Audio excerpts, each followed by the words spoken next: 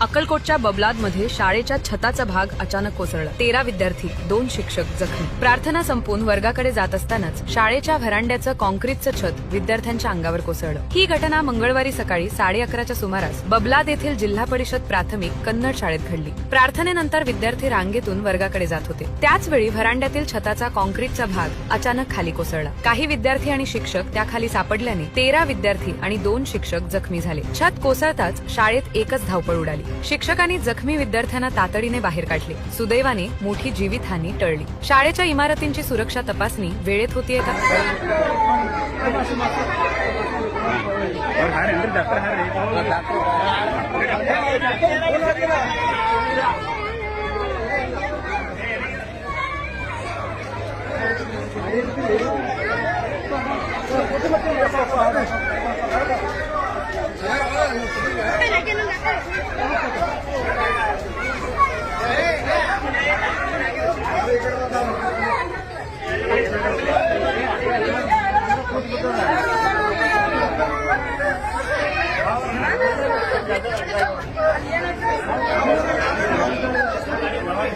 చెప్పండి